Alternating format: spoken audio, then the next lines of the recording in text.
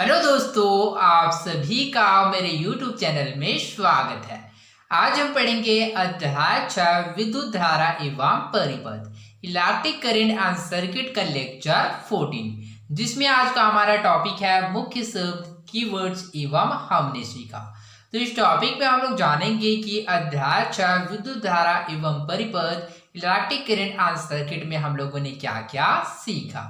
Okay, तो यहाँ पर कुछ क्वेश्चन है, जैसे कि यहाँ पर आप लोग देख सकते हैं पेज नंबर 92 एवं पेज नंबर 93। ओके, तो यहाँ पर कुल मिला के 4 क्वेश्चन है।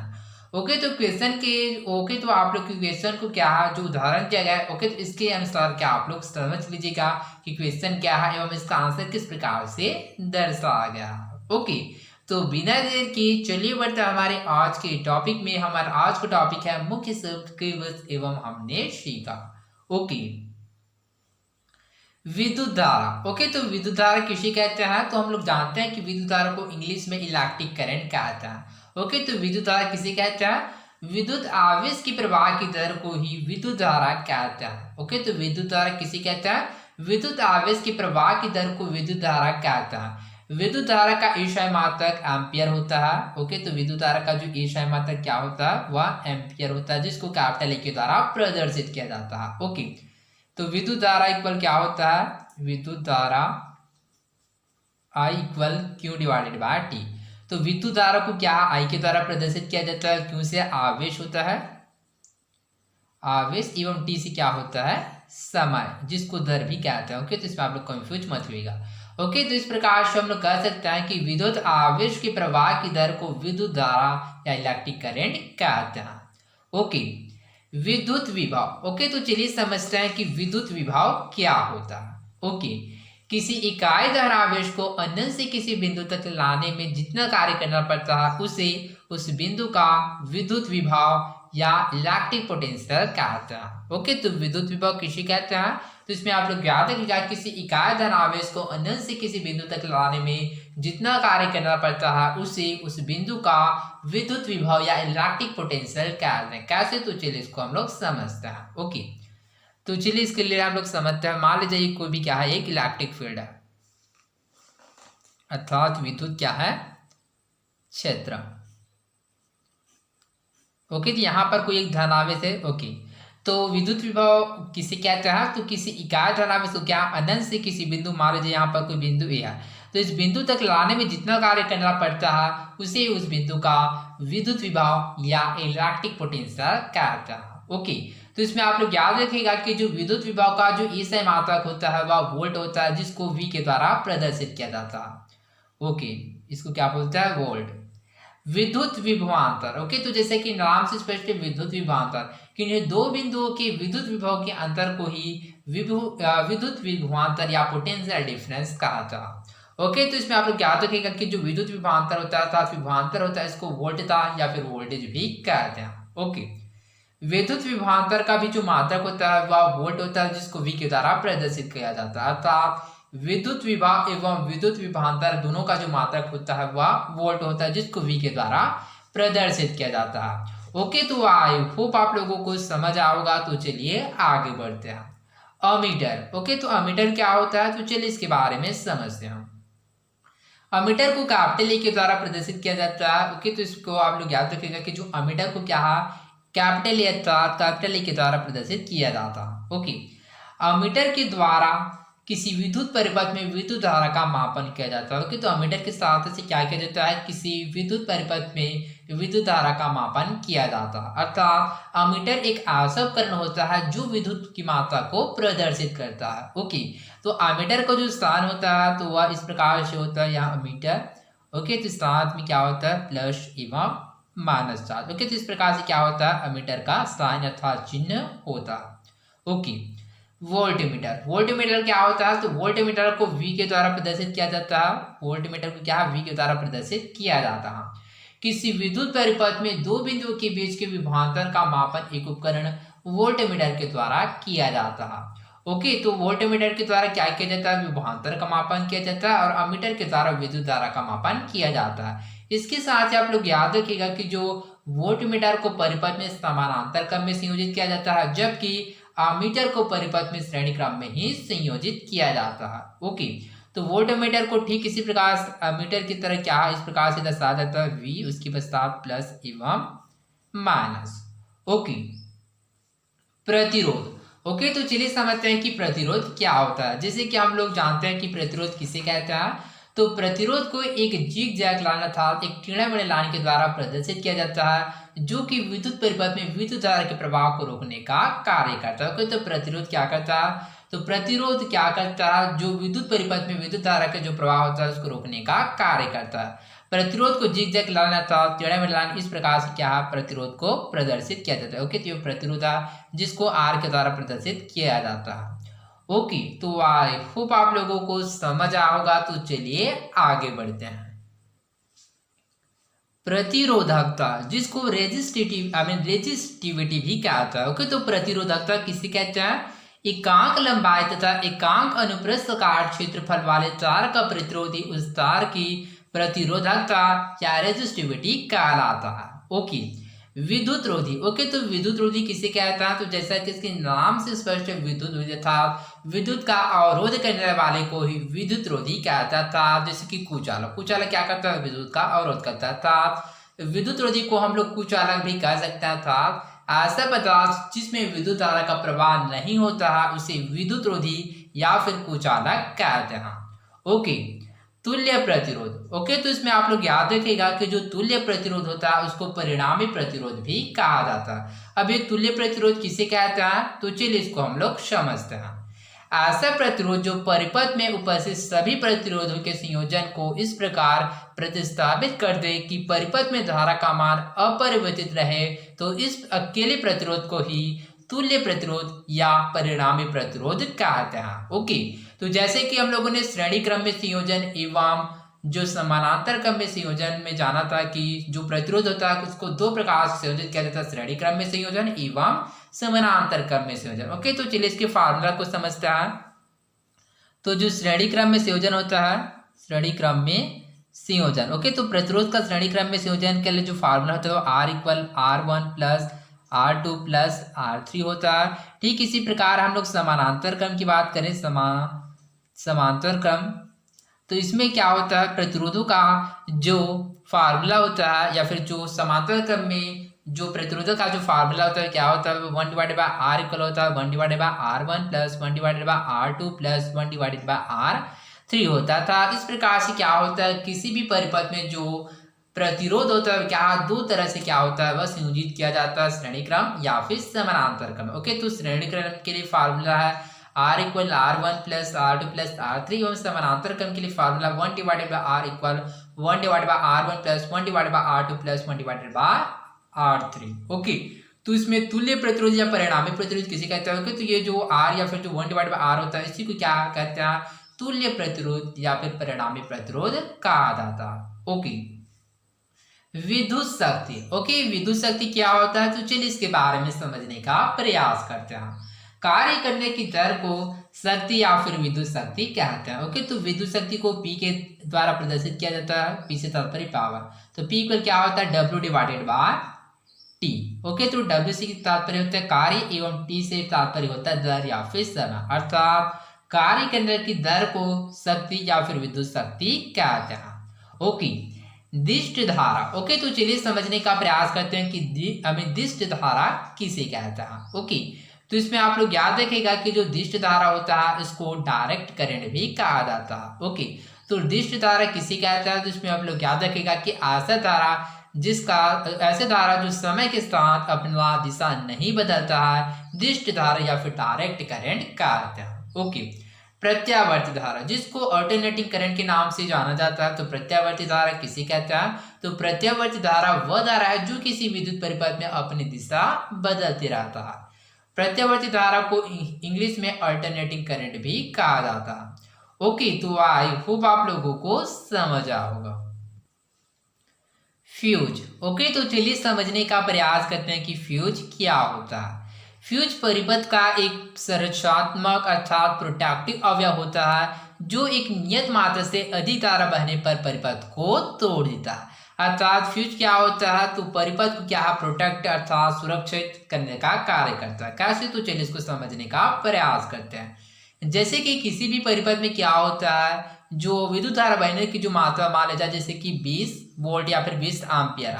ओके, तो मान लिया जाए 20 एम्पियर अर्थात, तो इस स्थिति में क्या हो रहा है, जैसे कि उसमें विद्युत धारा यदि 30 एम्पियर बह रहा है, तो इस स्थिति में क्या होगा, जो विद्युत धारा बहने की जो कैपेसिटी वो उससे अधिक हो जाएगा। ओके, तो इस स्थिति में फ्यूज क्या होता है, वो अपने आप ही क्या होता है, वह फ्यूज अपने आप को तोड़ देता है, जिसकी वजह से परिपथ में उपस्थित जो अन्य जो अवयव होता है वह बच जाता है। ओके, तो इस प्रकार से जो फ्यूज होता है वह परिपथ का एक संरचनात्मक अर्थात प्रोटेक्टिव अवयव होता है। ओके, तो आई होप आप लोगों को समझ आओगा कि फ्यूज किसे कहते हैं। ओके, अतिभारण। ओके, तो चलिए समझते हैं कि अतिभारण क्या होता है। ओके, अतिभारण जिसको इंग्लिश में हाई लोडिंग या फिर ओवरलोड के नाम से भी जानते हैं। ओके, विद्युत परिपथ में अत्यधिक धारा प्रवाहित होना अतिभारण कहलाता है। ओके, जैसे कि इससे क्या होता है, इससे परिपथ के तारे होता है वह गर्म हो जाता है। ओके, तो या फिर इसको इस प्रकार से भी कह सकता है, जब किसी विद्युत उपकरण द्वारा निर्धारित विद्युत धारा से ज्यादा विद्युत धारा मेन से ली जाती है तो यह अतिभारण कहलाता है। ओके, तो अतिभारण का कारण क्या होता है, तो इसमें आप लोग याद रखिएगा कि यदि सॉकेट के एक से अधिक यंत्र को जोड़ना तो इससे अतिभारण होता है, या फिर उच्च वोल्टेज के कारण अतिभारण होता है। ओके, लघुपतन। अब ये लघुपतन क्या होता है, तो परिपथ का लघु हो जाना अर्थात खराब हो जाने या क्षतिग्रस्त हो जाने के कारण कभी कभी विद्युत तार और फ्यूज तार आपस में आ जाते हैं। ऐसा होने पर परिपथ का प्रतिरोध लगभग शून्य हो जाता है और इसकी फलस्वरूप अत्यधिक धारा प्रवाहित होने लगता है। इसे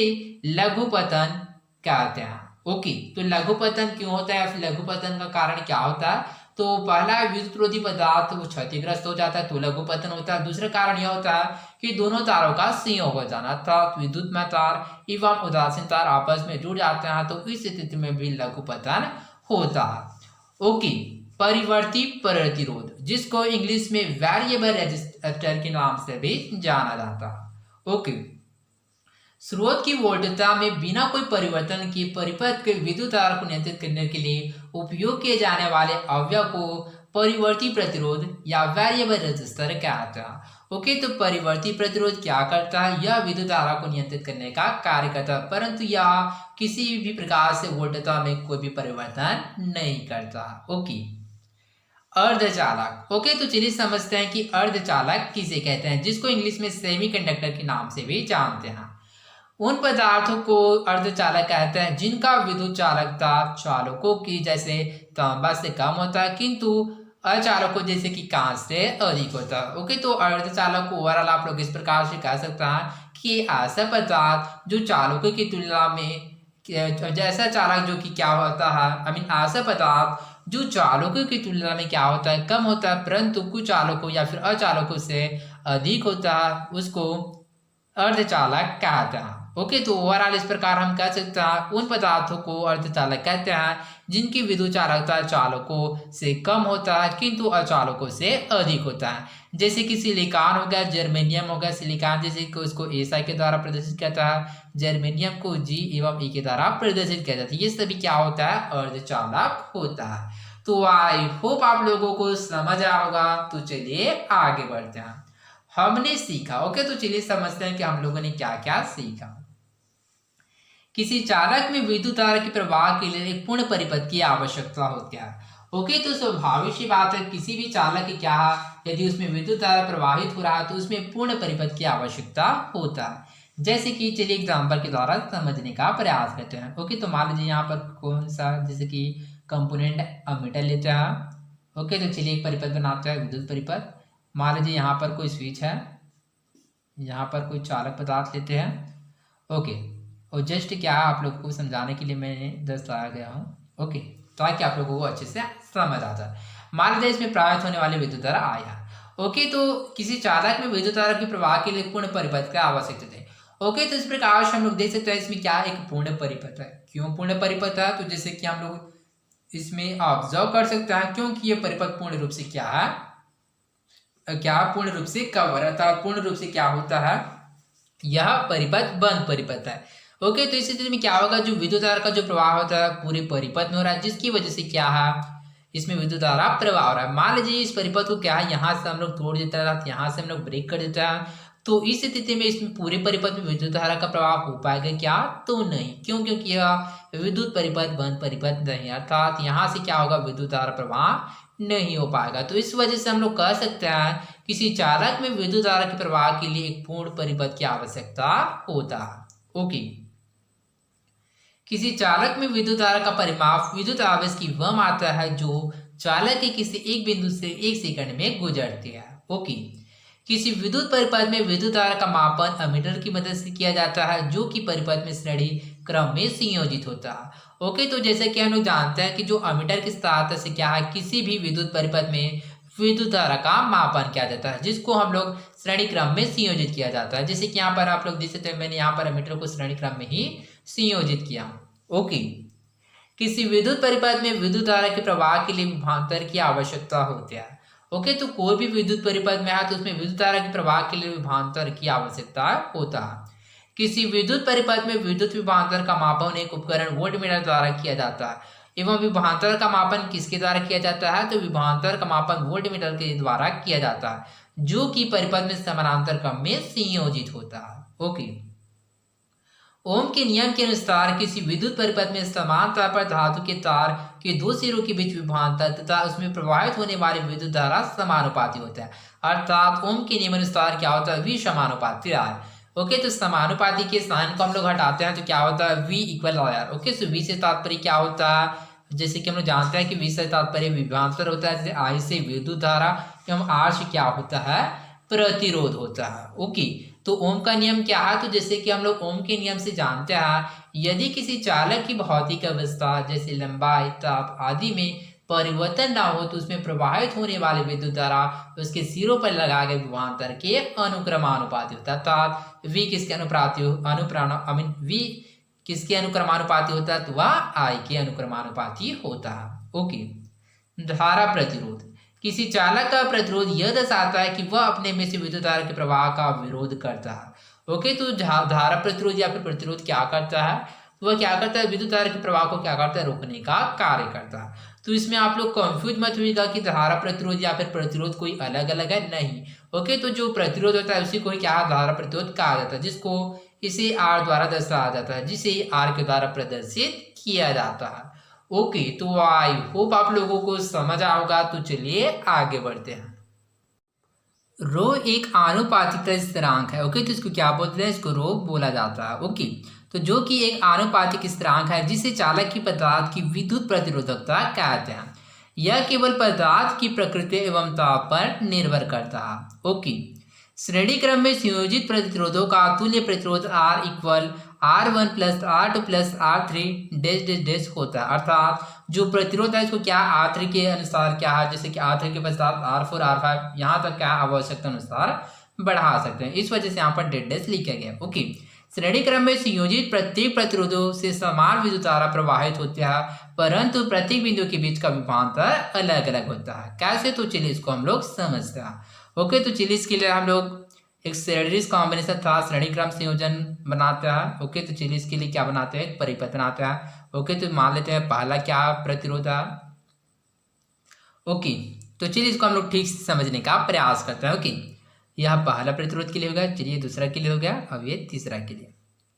ओके, तो मान लीजिए इस सभी क्या प्रतिरोध है और इसके पश्चात क्या बनाते हैं हम लोग? बैटरी बनाते हैं। मान लीजिए ये बैटरी है और यहाँ से क्या है? एक स्विच है। ओके, तो इसमें प्रवाहित होने वाले जो विद्युत धारा वहाँ आई है। अब चलिए यहाँ पर विभवांतर बनाते हैं। ओके, तो यहाँ पर जो V है, चलिए यहाँ पर ये V है, यहाँ पर भी V है और यहाँ पर भी क्या है? विभव अर्थात V है। ओके, तो यहाँ पर हम लोग देख सकते हैं, यहाँ पर जो पहला V है क्या है? ये V1 है, दूसरा V2 है और तीसरा V3 है। ओके, तो यहाँ पर जो प्रतिरोध है R1 R2 एवं R3 है। ओके, तो इस प्रकार से हम लोग इसमें ऑब्जर्व कर सकते हैं कि श्रेणी क्रम में संयोजित प्रत्येक प्रतिरोध से समान विद्युत धारा प्रवाहित होती है। ओके, तो यहाँ पर जितने धारा यहाँ पर प्रवाहित होगा उतना धारा क्या है? R1 R2 एवं R3 तीनों में क्या समान विद्युत धारा प्रवाहित होगी। परंतु प्रत्येक बिंदु के बीच का विभवांतर अलग अलग होता है, परंतु इसका जो विभवांतर होता है वह अलग अलग होता है। जैसे कि V1 का विभवांतर अलग होगा, V2 का अलग होगा, V3 का अलग होगा। ओके, समानांतर व पार्श्व क्रम में संयोजित प्रतिरोधों का तुल्य प्रतिरोध 1 divided by R equal 1 divided by R1 plus 1 divided by R2 plus 1 divided by R3 द्वारा दिया जाता है तथा प्रत्येक प्रतिरोध द्वारा अलग अलग विद्युत धारा प्रवाहित होते हैं, परंतु प्रत्येक प्रतिरोध के दोनों बिंदुओं के बीच का विभवांतर समान होता है। कैसे? तो चलिए इसको भी हम लोग डायग्राम के द्वारा समझने का प्रयास करते हैं। ओके, तो मान लीजिए यहाँ पर क्या एक डायग्राम बनाते हैं। ओके, तो यहाँ पर प्रतिरोध है। ओके, तो चलिए इसको ठीक से बनाते हैं ताकि हम लोगों को अच्छे से समझ में आ जाए। ओके, तो ये प्रतिरोध ये एक हो गया। ठीक इसी प्रकार से एक प्रतिरोध बनाते हैं। ओके, तो ये क्या है? 3 प्रतिरोध है। ओके, अब चलिए इसको हम लोग क्या बनाते हैं? एक परिपथ बनाते हैं। मान लीजिए ये बैटरी है, उसके पश्चात एक स्विच है। ओके, तो इसमें क्या करते हैं? यहाँ पर जो प्रवाहित होने वाली धारा विद्युत धारा आई है, और यहाँ पर जो क्या है, जो प्रतिरोध है वह कौन सा है? तो R1 है, R2 है एवं R3 है। ओके, तो इसी प्रकार से यहाँ पर जो विद्युत धारा आई है यहाँ पर आकर वो 3 भागों में बढ़ जाता है। कौन कौन से? I1, I2 एवं I3 में। ओके, तो यहाँ पर तीनों के मध्य क्या है? एक विभवांतर जुड़ा हुआ अर्थात V, जो कि क्या है? प्लस माइनस इस प्रकार से क्या है? संयोजित है। ओके, तो चलिए इसको समझने का प्रयास करते हैं कि तो प्रत्येक प्रतिरोध द्वारा अलग अलग विद्युत धारा प्रवाहित होती है।